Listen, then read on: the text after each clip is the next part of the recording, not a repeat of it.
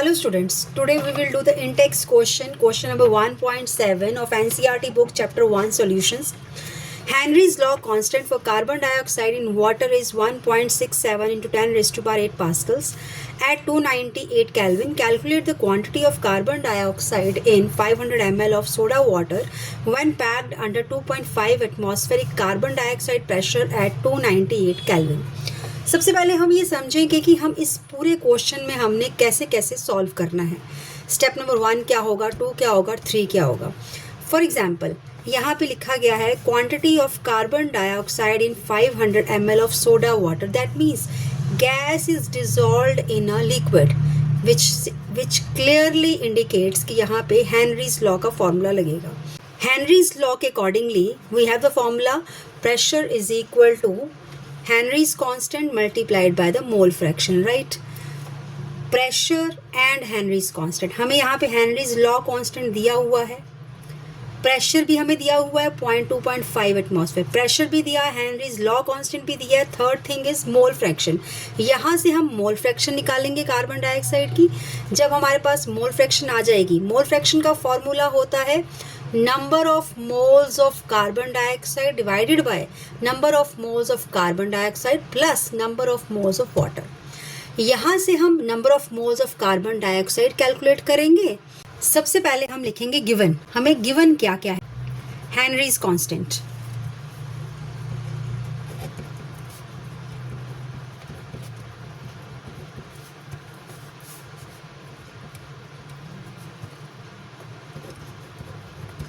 that is equal to 1.67 into 10 raised to power 8 pascals. Okay, pressure भी हमें दिया गया है, प्रेशर इज 2.5 एटमॉस्फेयर. अब प्रेशर एटमॉस्फेयर में है, हमें इसको कन्वर्ट करना पड़ेगा पास्कल्स में, और conversion unit is 1 atmosphere is equal to 1.013 into 10 raise to power 5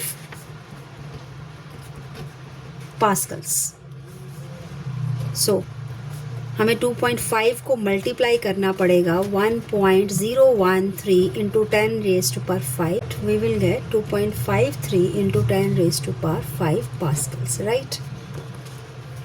next हमारा स्टेप नंबर 1 क्या होगा? अब इसके बाद हमारे पास प्रेशर भी है, हेनरीज कांस्टेंट भी है.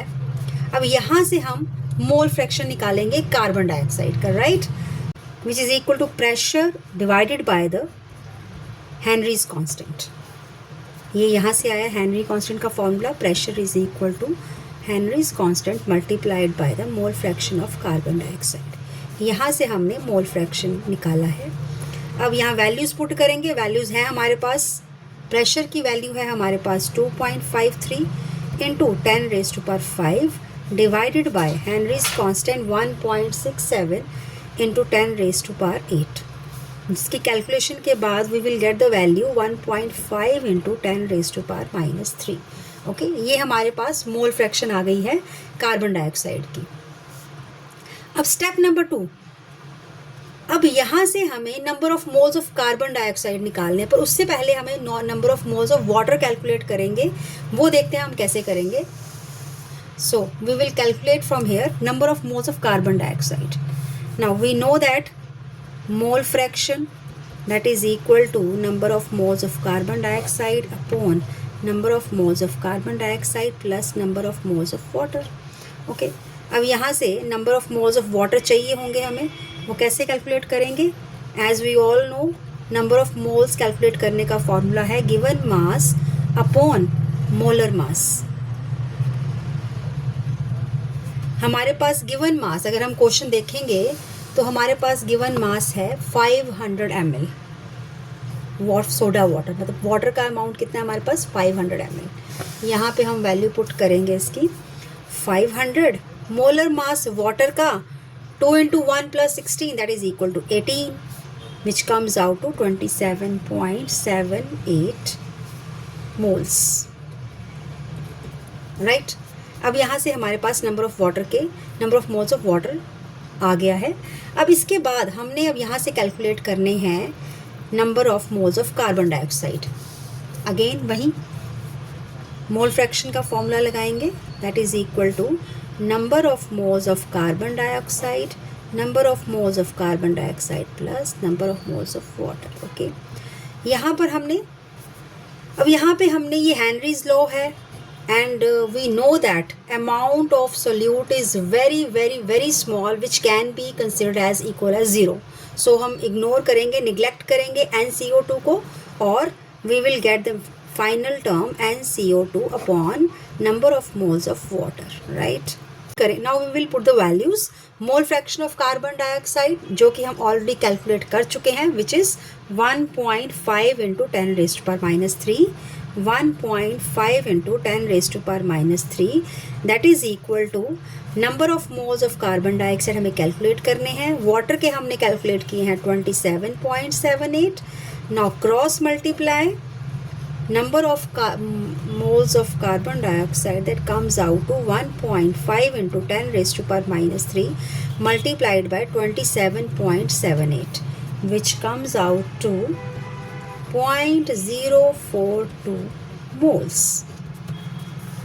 अब लास्ट स्टेप हमें क्या करना है, हमें नंबर ऑफ मोल्स हमें मिल गए हैं but we have to get the quantity of carbon dioxide in grams जैसा कि क्वेश्चन में पूछा गया है. So for that we will apply this formula number of moles of carbon dioxide that is equal to mass upon molar mass, right. अब इसके बाद हमारे पास number of moles of carbon dioxide हमने निकाले हैं 0.042. मास हमें चाहिए, मोलर मास कार्बन डाइऑक्साइड का मोलर मास कितना होता है 16 into 2 32 plus 12 that is equal to 44. By cross multiply we will get 0.042 multiplied by 44 which comes out to 1.85 grams. So this is our final answer. Okay, thank you.